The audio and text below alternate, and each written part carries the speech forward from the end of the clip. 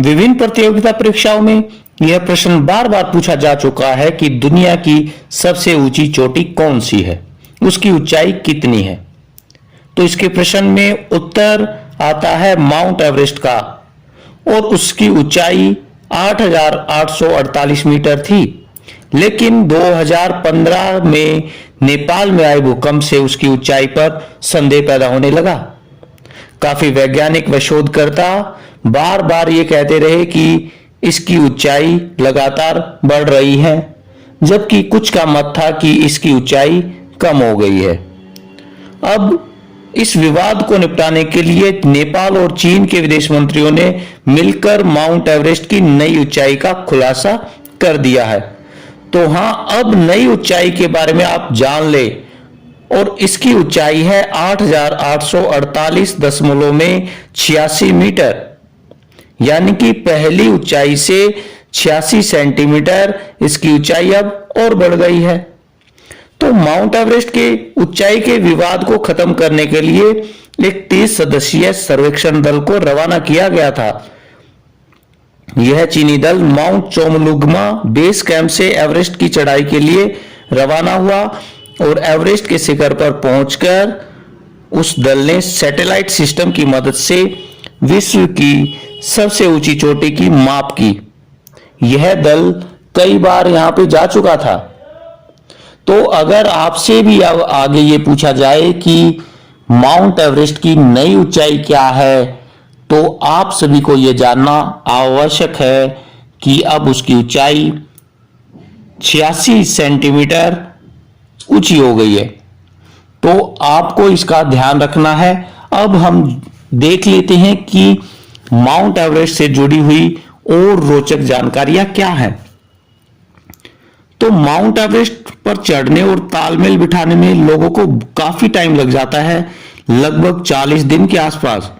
और यहां की हवा की रफ्तार 321 किलोमीटर प्रति घंटे तक पहुंच जाती है, जबकि तापमान -80 डिग्री फ़ारेनहाइट तक जा सकता है।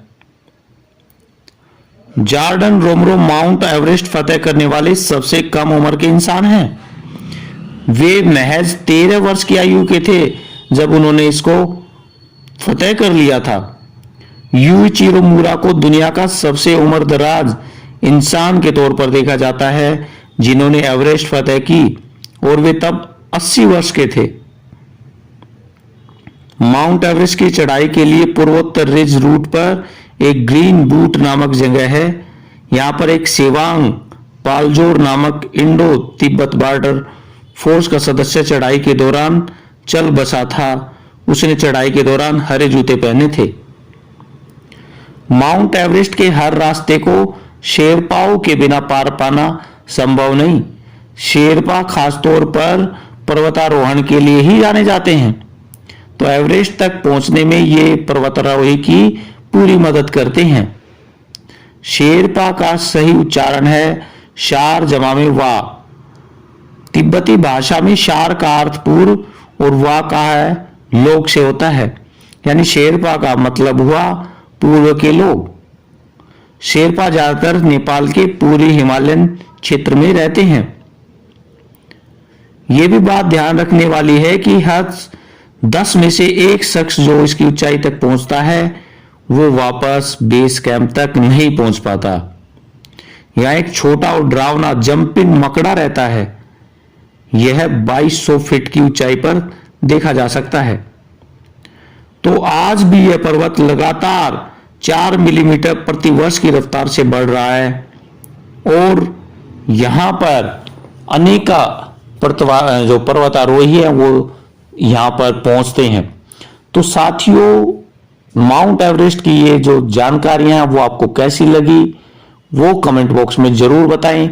आप माउंट एवरेस्ट की और कौन सी जानकारी जानते हैं उसको भी आप कमेंट बॉक्स में करें। साथ ही वीडियो को शेयर करना ना भूलें, चैनल को सब्सक्राइब करना ना भूलें, और साथ ही बेल आइकन को भी प्रेस करना ना भूलें, ताकि आपको इस तरह की लेटेस्ट जानकारियां मिलती रहें।